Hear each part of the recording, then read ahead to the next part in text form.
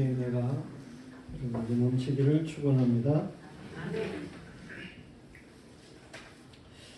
다윗 왕, 그는 왕이 되기 전에 사울이 죽었다고 하는 소식을 들었습니다.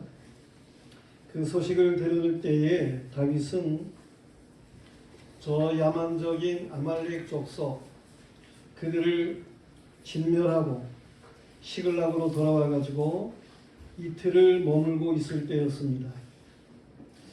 다윗이 아말렉을 대적하고 이기고 있을 때에 사울 왕, 이스라엘 왕 사울은 블레셋과의 전쟁을 하는 가운데에 패했습니다.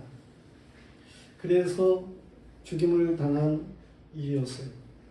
물론 그가 쫓기는 가운데에, 곤고한 가운데에서 자기 칼에 엎드러져 죽게 되고 목숨이 끊어지지 않으니까 이제 다른 사람에 의해서 죽임을 당하게 되고 그런 일인데, 그렇게 블레셋 나라에 패망하게 되는 일이 있게 됩니다. 다윗이 아말렉과의 전쟁이 이기고 돌아와가지고 시글락에 머물고 있을 때에 어떤 사람이 사울이 진영에서 도망하여 왔습니다. 그의 머리에는 티끌이 있었고 옷은 찢어진 모습이었고 그러한 아주 급히 달려온 모습으로 다윗 앞에 엎드려서 절을 하게 됩니다. 그 사람은 이스라엘의 패배와 그리고 사울과 사울의 아들 요나단, 그가 죽었음에 대해서 다윗에게 소식을 알리게 되는 거예요. 다윗은 그에게 그 사울 왕과 요나단이 어떻게 죽었는지 그 상황을 자세하게 물어보았습니다. 그때 그는 말을 하기를 자신이 우연히 길보아산에 올라갔더니 사울이 자기 창에 찔려 고통하고 있는 가운데에 있었는데 아말렉 사람인 자신에게 사울이 부탁하기를 내가 고통하는 가운데 있으니 나를 죽여달라, 그렇게 말을 했다는 거예요. 그래서 이 아말렉 사람은 사울을 죽였던 것이고, 그리고 그 사울 왕, 그가 썼던 왕관, 그리고 그 왕이 팔에 찼던 팔찌, 이것을 벗겨가지고 다윗에게로 가져왔노라고. 그것을 이제 다윗에게 내놓게 되는 그러한 일이었어요. 다윗은 사울과 그의 아들 요나단이 죽음에 대해서 소식을 들었을 때에 참으로 슬퍼하는 일이었음을 오늘 말씀이 가르쳐주고 있어요. 다윗이 옷을 찢으며 애통했다는 것입니다. 그리고 다윗이 저녁까지 슬피 울었다는 것입니다. 그날에 다윗은 금식하며 애도했다는 것입니다. 일반적인 사람 같으면 사울과 다윗의 관계를 가졌을 때에 어떻게 했겠습니까? 이 사울 왕은 생전에 다윗을 시기해 가지고 3,000명의 군사를 대동하고 이 다윗을 추격하던 그러한 사람이었어요. 기회만 있으면 다윗을 죽였을 것입니다. 그런데 하나님께서 다윗을 잘 피신시켜 주셨고, 또 다윗으로 하여금 그 사울을 대하는 참 마음을 바르게 가지게 해서 사울을 죽이지 않게 하는 그런 일도 있었고 그랬습니다. 그러한 사울과 다윗의 관계라고 할 것 같으면, 이렇게 쫓기고 쫓는 그러한 관계라고 할 것 같으면 일반적인 사람들에게 있어서는 정말 잘 죽었네, 이런 생각을 할 수도 있을지 몰라요. 그러나 다윗은 이 사울과 요나단, 그가 죽음을 당했다는 소식을 듣게 되고 이 귀한 인물을 잃었음에 대해서 애도하는 그러한 내용의 말씀이 바로 이 사무엘하서 1장의 말씀들입니다. 그 진실함을 옆에 있는 사람들이 알겠기에 다윗 옆에 있던 사람도 다윗과 같이 옷을 찢고 슬퍼했다는 것. 우리는 오늘 말씀을 통해서 이 다윗의 신실하게 행함에 대한 그 모습을 살펴보고, 또 우리도 이 신앙의 사람 다윗과 같은 그러한 자세를 가질 수 있어야 된다라고 하는 말씀이에요. 첫째로 생각할 수 있는 것은 다윗은 사울을 죽인 자를 죽이게 됩니다. 다윗은 사울을 자기 손으로 죽였다는 그 사람에게 너 어느 족속이냐 묻게 됩니다. 그럴 때에 그는 자신은 아말렉 족속이다. 그렇게 대답을 하게 됩니다. 아말렉 족속? 그는 이방인이에요. 아말렉 족속, 그들은 이방인 가운데서도 정말 이스라엘 백성에게 있어서 원수인 그러한 족속이에요. 이스라엘 백성이 애굽에서 출애굽해가지고 광야에 있을 때에 이스라엘을 탈취해가고 사람을 죽이기도 하고 그런 사람들이 아말렉 족속이었어요. 그래서 광야에서 여호수아의 군대가 이 아말렉 족속과 싸움을 했던 그러한 일도 있었던 거예요. 뿐만 아니라 사울 왕 때에 그때에 하나님께서 사무엘을 통해서 말씀하시기를 저 아말렉 족속은 광야에서 이스라엘 백성을 괴롭힌 아주 못된 족속이니까 사울아 당신이 군사를 이끌고 나가가지고 저들을 완전히 진멸하시오. 그렇게 하나님이 말씀했던 그런 아말렉 족속이에요. 그래서 사울은 2만 1천 명을 데리고 20만 그렇게 데리고 그리고 아말렉을 진격해 가서 저들을 거의 진멸하고, 물론 사울 왕은 좋은 것만 이제 취하고 나쁜 것은 다 진멸하고 그러한 일이 있었는데, 그렇게 이 아말렉을 진멸하는 것을 하나님께서 사울 왕에게 명했던 그러한 족속이에요. 뿐만 아니라 다윗과의 관계에서도 있었죠. 다윗이 600명과 함께 그 가족들과 함께 시글락에 사울을 피신해 있을 때에 그 다윗이 잠깐 그 블레셋 왕과 함께 이스라엘과 전쟁을 하러 나가게 되는 일이 있었는데, 그때에 아말렉 족속들이 이 시글락을 침략해가지고 그 다윗의 무리들을 몽땅 잡아간 거예요. 모든 재물을 다 가져갔던 거예요. 그래서 다윗이 참으로 청년의 때에 모든 것을 잃어버리고 슬퍼하던 일이 있었게 되는데, 그 대적이 바로 아말렉인 거예요. 물론 다윗이 출격해 가서 저들을 다 물리치고 그리고 다시금 다 회복해오는 그러한 일이 있었습니다만, 그런 일이 있었던 지가 이틀 정도밖에 안 되는 그러한 때예요. 그런데 전에부터 아말렉, 이 이스라엘과 함께 있었던 아말렉 족속, 그들 중에 한 사람이 이렇게 사울을 죽였다라고 하는 말을 듣게 될 때에 다윗으로서는 그 아말렉 족속이라고 말하는 그 사람을 가만둘 수가 없었어요.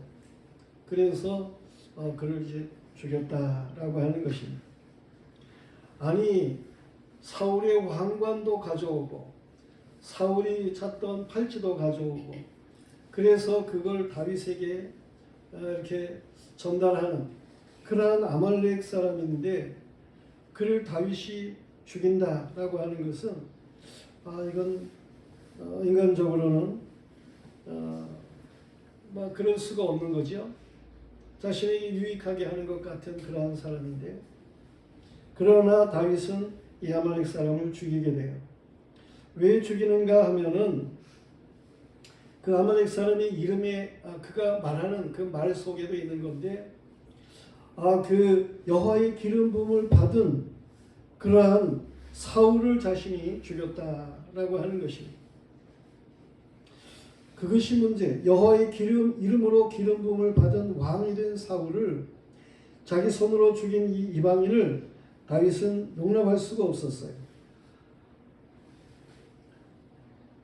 여호와의 기름 부음 받은 자를 죽이는 것, 이것은 하나님께서도 다윗에게 허락지를 않았던 그러한 일이에요. 이 다윗의 신앙으로는 그것을 뭔가 행할 수 없는 그러한 마음이었었는데, 이렇게 여호와의 기름 부음 받은 자를 죽인 아말렉 사람, 그를 갖다가 살려두는 것은 하나님의 뜻이 아닌 것을 이게 다윗이 잘 알기 때문에 그를 죽이게 된다, 그런 얘기입니다.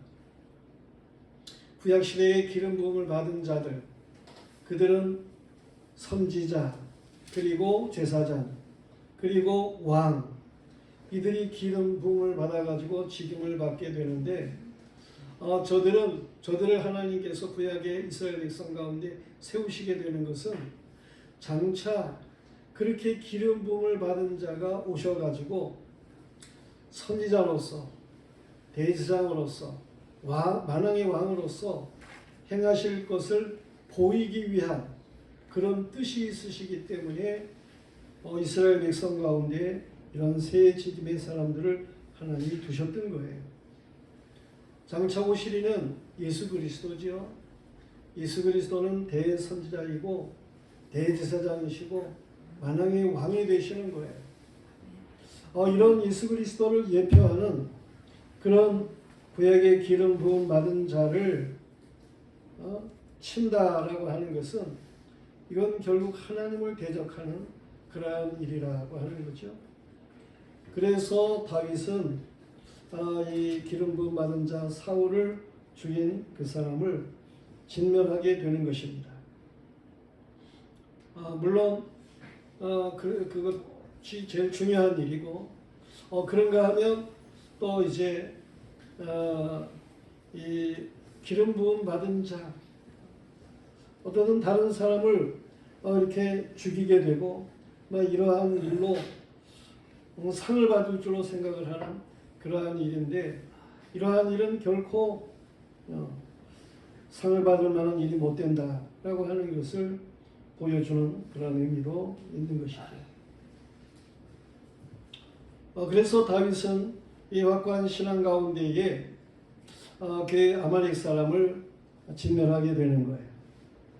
하나님의 원수는, 우리의 원수는 하나님의 원수이고 하나님의 원수는 우리의 원수일 수도 있는 것이니까 하나님의 대적은 하나님께서 진멸하신다라고 하는 의미에서 그렇게 망하게 하는 것입니다. 이방인에게는 여호와의 기름 부음 받은 자에 대한 존경이 없었어요. 하나님을 모르기 때문인 것이죠. 하나님을 경외함이 없기 때문에 하나님을 대적하는 일이었는데, 이처럼 하나님의 원수된 그를 다윗은 진멸했다 하는 거예요.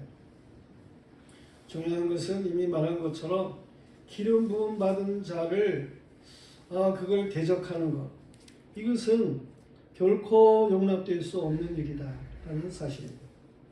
성도들이여, 우리는 다윗만큼 사울의 추격으로 괴로운 사람도 없었을 것인데, 그럼에도 불구하고 다윗이 그렇게 기름 부음 받은 자를 귀하게 여기는 그 의미가 무엇인지를 바르게 알아야 되는 것입니다.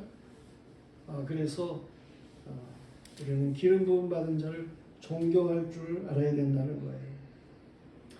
그것이 곧 그리스도를 존경하는 일이고, 오늘 예수 그리스도를 믿는 믿음의 사람들로서의 올바른 자세가 된다라고 하는 사실입니다. 성령의 기름 부음 받은 예수 그리스도에 그를 중심으로 가지는 바른 신앙이 우리에게는 있어야 되는 겁니다. 그런가 하면 두 번째로는 다윗은 직접 그 조가를 만들었어요. 사람이 죽고 거기에 대한 슬픔을 가지게 되는 조가를 만들었어요. 영성이 풍부하고 음악적 재능이 풍부한 다윗이었습니다. 이 다윗은 죽은 사울과 그의 아들 요나단을 위해서 조가를 만든 거예요. 아말렉 사람은 이 사울과 요나단이 죽은 소식을 다윗에게 전하면서 이렇게 다윗이 좋아할 줄 알았지만은 다윗은 결코 막 그 일을 좋아하지 않고 도리어 이 사울과 요나단이 죽은 것을 아주 슬퍼하면서 조가를 만들었다. 그런 얘기입니다. 다윗은 다른 사람의 슬픔 당하는 것을 좋아하는 사람이 아니었어요. 다윗은 이렇게 뭔가 참 죽임을 당한 그러한 사람들 그에 대해서 함께 슬퍼하고 물론 다른 사람이 좋은 일이 있어서는 함께 즐거워할 줄 아는 사람이었어요. 다윗은 사울 왕과 요나단의 죽음을 슬퍼하면서 활의 노래를 지었다 그랬습니다. 활의 노래, 화살을 이렇게 날리는 활의 노래를 지었다 그랬습니다. 이것은 존경의 의미로 이제 말해지는 그러한 내용이에요. 우리가 전에 저희 다닐 때에 수업을 하게 되면 그러면 뭐 다른 시간보다도 중학교 처음 들어가면 영어 선생님들이 그럽니다. 영어 시간이니까 인사도 영어로 하자. 그래가지고 이제 반장들이 영어 선생님이 들어오시면 그러면 이제 attention 그러죠. 집중하라는 것이죠. 그리고 이제 bow 그럽니다. 이 선생님에게 절을 해라. 그렇게 우리는 영어 시간을 시작을 했습니다. 뭐 요즘엔 뭐 어떻게 하는지 모르겠어요. 어떤 옛날에는 그랬어요. 그런데 그 활이라고 하는 것이 이렇게 굽어지기 때문에 영어로는 bow라고 그렇게 얘기를 합니다. 그런 활의 노래를 만들었다라고 하는 것은 사울과 요나단을 존경하는 의미에서 지은 노래라 그런 얘기예요. 다윗은 사울과 요나단을 이스라엘의 영광으로 인정을 했습니다. 다윗은 사울과 요나단을 아주 두 용사라 그렇게 인정을 했습니다. 다윗은 사울과 요나단을 아주 사랑스럽고 아름다운 자라 그렇게 말을 했습니다. 특히 요나단의 그 사랑은 다윗에게 있어서 잊을 수가 없는 거예요. 요나단이 다윗을 사랑해 준 그 사랑은 여인의 사랑보다도 더한 그러한 일이었다 하고 칭송을 했습니다. 이 그리스 나라의 말로는 이 사랑이라고 하는 그러한 단어를 뭐 4가지로다가 그렇게 이야기를 하게 됩니다. 그래서 이성간의 사랑 그러면 에로스라고 얘기를 하게 되고 또 형제 친구 간의 사랑 이러면 필리아 필로스 이렇게 이야기를 하게 됩니다. 그런가 하면 부모가 자식을 사랑하거나 어떤 종족 간의 사랑 이런 걸 얘기할 때는 스토르게라 그렇게 얘기를 합니다. 그런데 이러한 것들은 다 좀 상대적이죠. 그런데 정말 귀한 사랑이 있죠. 그것은 바로 하나님께서 우리를 사랑해 주신 아가페라고 하는 사랑이에요. 이 요나단과 다윗의 관계의 그 사랑이라고 하는 것은 여인보다 더한 사랑이다. 남자 간의 그런 사랑은 이건 믿음 안의 사랑을 얘기를 하는 거예요. 하나님으로 말미암아 연결된 그러한 사랑을 말하게 되는 거예요. 물론 형제 간의 사랑도 겸비한 그러한 사랑을 이야기를 하게 되는 것이죠. 상대의 귀한 면을 칭찬하는 이 다윗의 태도를 그의 조가에서 볼 수가 있는 거예요. 우리는 다른 사람의 그 존경할 만한, 칭찬할 만한, 아주 귀하게 여길 만한 이러한 것들을 볼 수 있는 그러한 믿음의 사람들이 되어야 되는 거예요. 전에 남미 쪽에 베네수엘라의 그 차베스라고 하는 대통령 있었는데 그가 죽임을 당할 때였어요. 그때 많은 국민이 애도를 하게 되고 이웃 나라에서도 조문을 하게 되고 그러한 일이 있었습니다. 아주 줄을 서가지고 조문을 하는. 저는 그냥 소문으로 듣기를 그가 별로 좋은 사람은 못 된다 그렇게 생각을 했었는데 그에게 그렇게 많은 사람이 조문을 하게 되고 그런 걸 보면서 그에게도 좋은 면이 있었는가 보다 그런 생각을 했습니다. 우리는 사람들이 좋은 면을 볼 수 있는 눈을 가져야 된다는 거죠. 나쁜 면만 보아서는 반대에 반대를 하는 일들이 있게 되고 그래서 이렇게 반대에 반대를 하는 그러한 모습으로 나가면 자신에게도 좋은 일이 아니에요. 우리는 다른 사람의 장점도 칭찬할 수 있는 사람들이 되어야 된다는 것입니다. 좋은 면을 볼 수 있도록 힘써야 되는 거죠. 예. 다른 사람을 깎아내려서 내가 올라가는 것이 아니에요. 다른 사람을 존중할 때에 결국 자신도 다른 사람에게 존경을 받도록 그렇게 되어 있다고 하는 것을 우리는 알아야 하는 것이죠. 칭찬하는 사람은 좋은 방면으로 행하는 사람입니다. 민족적으로 선조에 대한 예의를 가지고 나라에서나 교회에서나 가정에서나 직장에서나 전임자, 어른, 이들을 존경하고 예우할 줄 아는 이러한 신앙의 자세, 그리스도인들은 그런 믿음을 가질 수 있어야 되는 거예요. 성도들이요, 우리는 칭찬에 인색하지 말아야 됩니다. 우리는 주 안에서 존경할 자를 존경할 줄 아는 이러한 믿음의 사람들이 되어야 하는 것입니다. 교회에서도요, 어른들을 부모와 같이 그렇게 대하라는 거예요. 모든 남자들에게 형제와 같이, 여성들에게 자매와 같이 정말 가족을 사랑하는 그러한 자세로, 물론 그리스도 안에서는 더 해야 됩니다.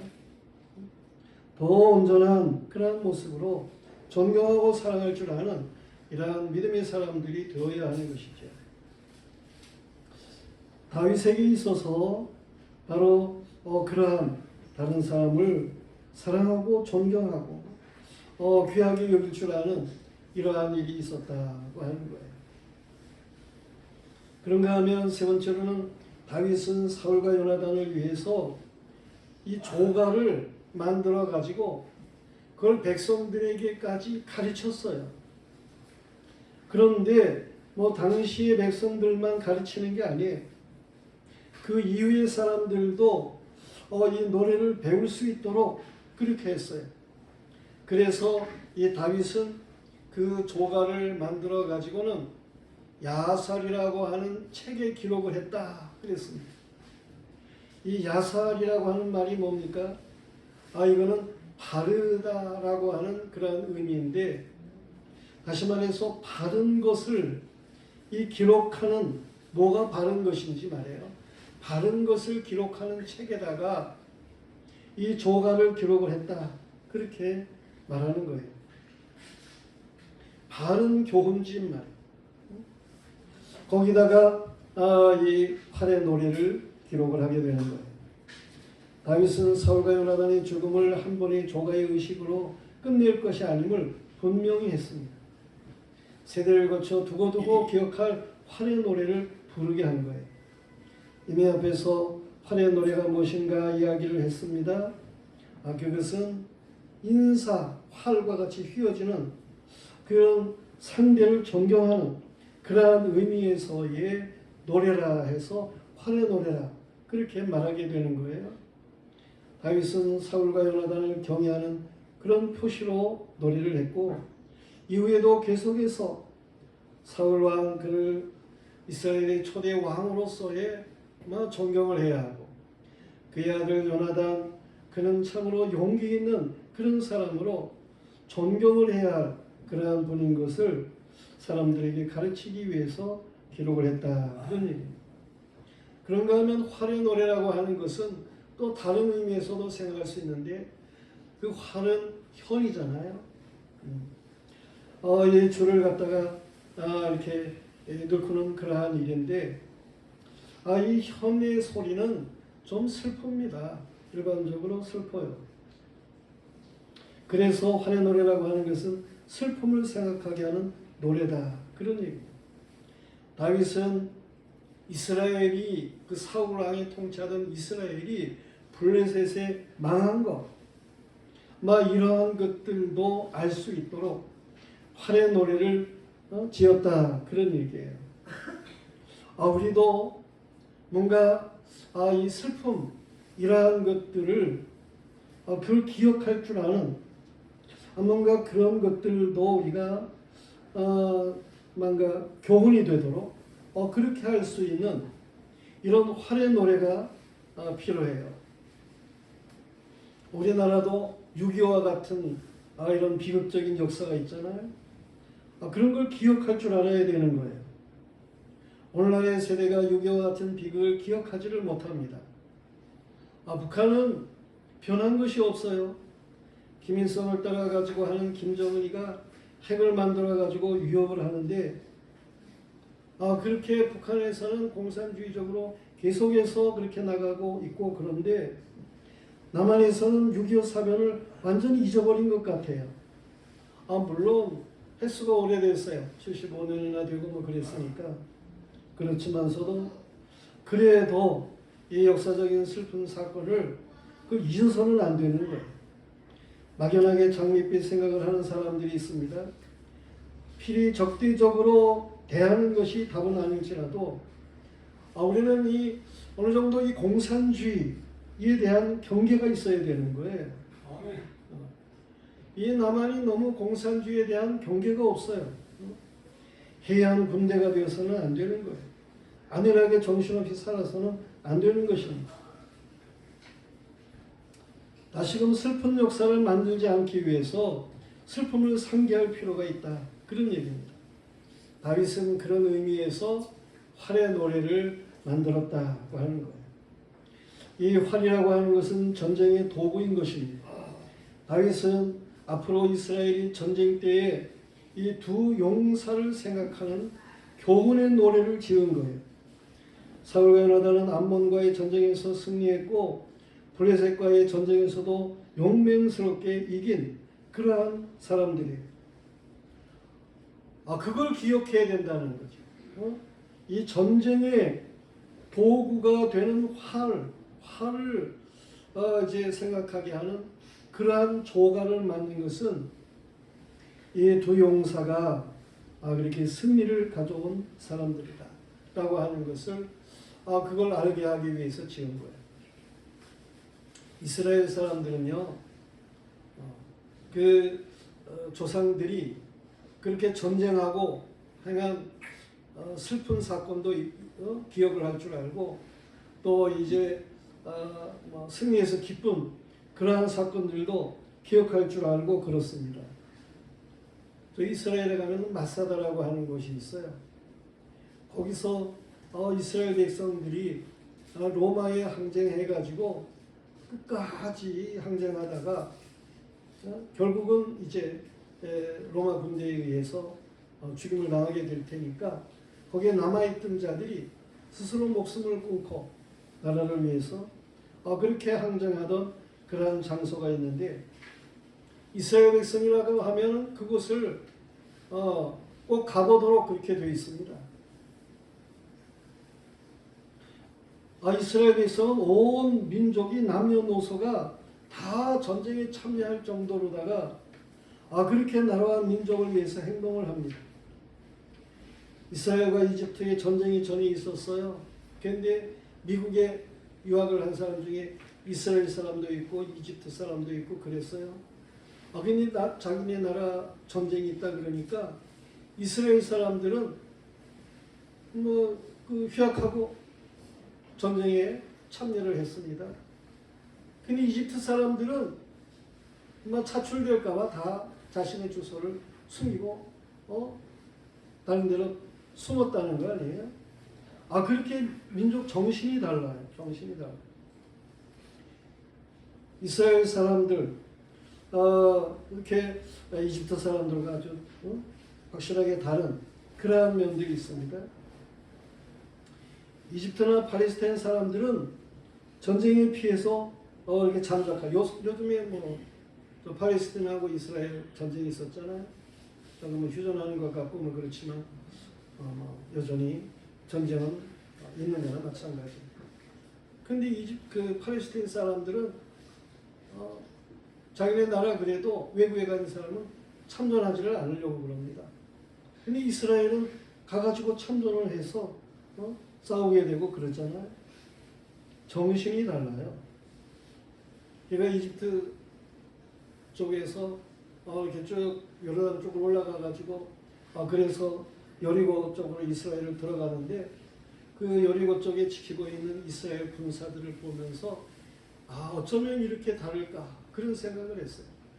이집트 사람들이나 뭐 요르단 사람들은 조금 희미합니다. 사람들이 자세가 막 흐트러져 있고 그래. 그런데 이스라엘 사람들은 아주 반짝반짝해요. 정신 상태가 달라요. 아브라함은 318명 군사적인 행동이 있었잖아요. 318명 집에 기르는 가신들 그들과 그 주변에 동맹한 사람들 함께 해가지고 저 북방에 엘라만 네 나라가 동맹해가지고 군사를 이루고 있는 그 대적들을 향해서 가가지고 저들을 파하고 승리를 거두게 되는 거예요. 뿐만 아니라 모세의 그 바로 앞에서 모세가 행동하는 행동 얼마나 놀랍습니까? 아말렉 앞에 행동한 여호수아 이러한 일들이 얼마나 참 놀랍습니까? 이 다윗이 하나님의 약속한 땅의 점령에 열정을 가지게 되는 그러한 일들 이거 얼마나 놀랍습니까? 이 이스라엘 사람들 저들은 그 정신이 그래요.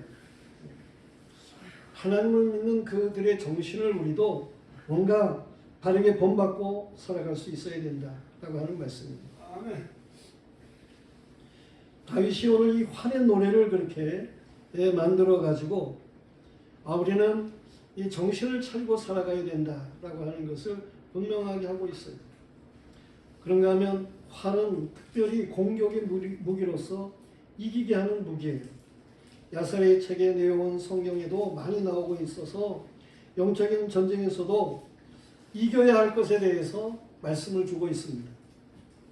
여호와의 전쟁에 적극적이어야 함을 보여주는 그러한 말씀인 거예요. 우리는 영적인 전쟁에 승리를 거두는 믿음의 사람들이어야 하는 것입니다.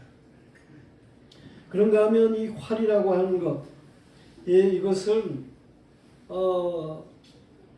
그 히브리어로는 케세트라고 하는 말인데 이 활이라고 하는 것은 아까 바우 절하는 것과 같게 또 이 구부러진 레인보 무지개를 갖다가 이제 말하기도 합니다. 활은 무지개를 상징하는 그런 의미가 있는 거예요. 비가 온 후에 맑을 것에 대한 약속으로 무지개가 뜨게 되잖아요. 하나님께서는 노아에게 무지개를 약속을 하셨어요. 내가 다시는 이 노아 홍수와 같은 걸로 인류를 멸망시키지 않겠다.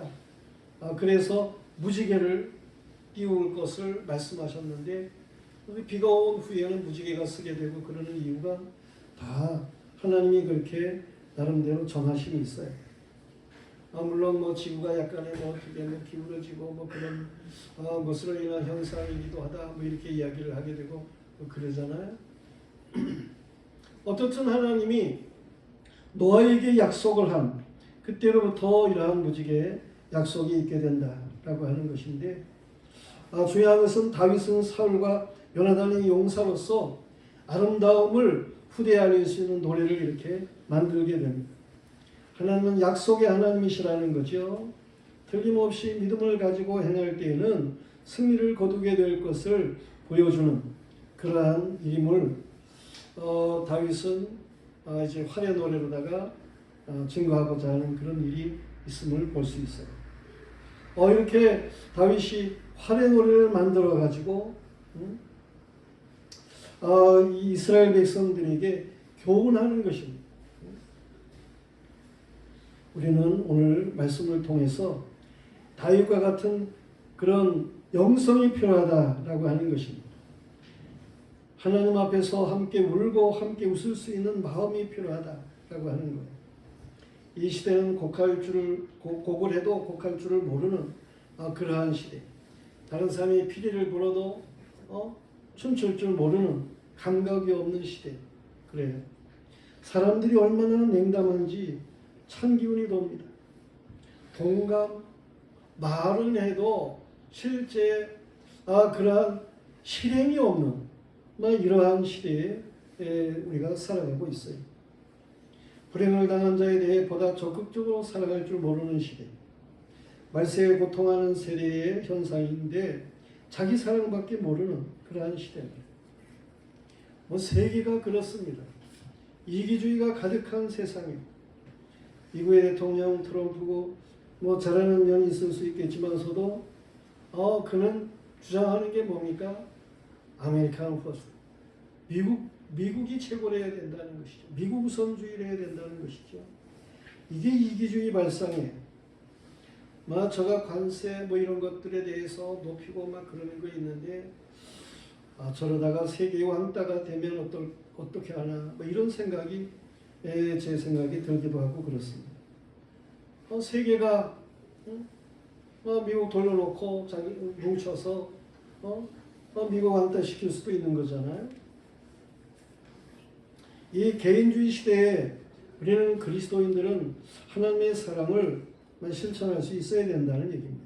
아멘. 주님이 교훈하신 저 선한 사마리아 사람, 그가 강도 만난 자를 이웃으로 그렇게 사랑한 것처럼 말이에요. 예수 그리스도의 사랑을 가지고 우리는 온전하게 행할 수 있는 이런 믿음의 사람들이어야 하는 것이죠.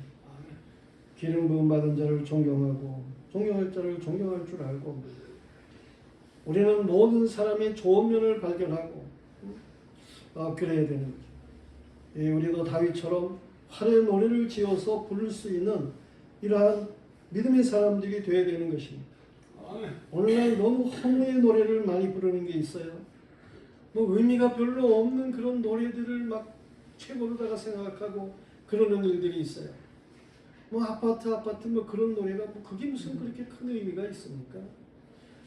그런데 그게 불보도 차트에 무슨 100위 안에 몇 주를 계속했다 그래가지고 상을 받는다는 좀 그럽니다. 허무의 노래들이 이렇게 많이 불려지고 있는 그런 세상. 믿음의 사람들인데도 유행가 허무 노래지요.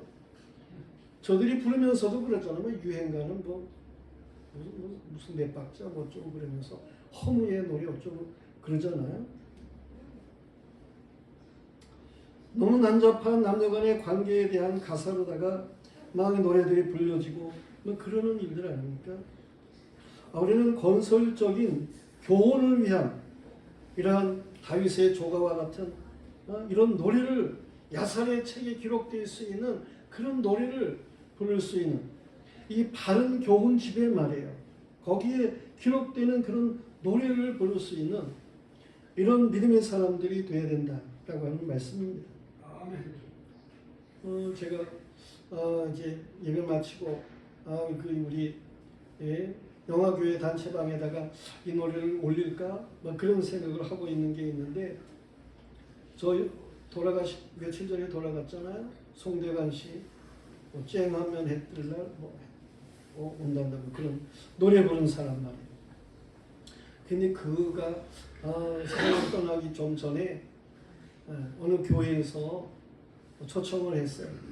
그래가지고 그에게 곡을 주어서 2주 안에 저는 그런 걸 모르는 사람이니까 2주 안에 그것을 이제 잘 연습을 해가지고 그 자신이 그 교회에서 부르게 했어요. 그래가지고 부른 그런 노래가 있습니다. 주님의 것이라 라고 하는 그런 노래, 주를 위해 살리렵니다. 뭐 이런 찬송이 있잖아요. 그 노래를 그가 2주간 동안 열심히 배워가지고 그래서 그 초청한 교회에서 불렀습니다. 그리고 얼마 있다가 그는 세상을 떠났어요. 참 얼마나 잘한 일인지. 어쨌든 우리는 건설적인 교훈을 위한 노래를 불러야 됩니다. 보다 영성이 충만한 찬송을 불러야 하는 것입니다. 활의 노래를 만든 다윗은 이스라엘의 왕이 되기에 합당했어요. 결국 이렇게 활의 노래를 만들어 가지고 사울 그를 위해서, 요나단 그를 위해서 애도하던 그러한 다윗, 이스라엘 백성 전체에게 뭔가 이 두 용사를 기억하게 하는, 그리고 올바른 정신으로 살도록 권하는 이러한 다윗, 결국 그가 사울의 죽음 앞에서, 요나단의 죽음 앞에서 옷을 찢으며 울고 그러더니 어떻게 됩니까? 그가 왕이 되는 거예요. 이스라엘에 왕이 없으니까 왕을 세워야 되는데 누구를 세우느냐? 그 사울을 위해서 울던, 그 요나단을 위해서 울던 그 다윗을 하나님께서 물론 그 백성들에게 감동을 주어가지고 처음에는 유다의 백성이 되게 하고 나중에는 이스라엘 전체의 왕이 되게 하는 말이에요. 이러한 놀라운 역사를 가져오게 했다라고 하는 것입니다. 울며 하나님 앞에서 울며 하나님께서 그 모든 것들을 귀하게 여긴다는 거예요. 그래서 다윗처럼 왕이 되게 하시는 그런 놀라운 역사를 하나님이 주신다라고 하는 말씀인 것입니다. 우리는 다윗처럼 울 줄 알고, 그래서 다윗처럼 하나님이 세우시는 이러한 역사를 누릴 수 있는 하나님의 사람들이 되어야 되겠습니다. 찬송 드리겠습니다. 주부에 있는 찬송.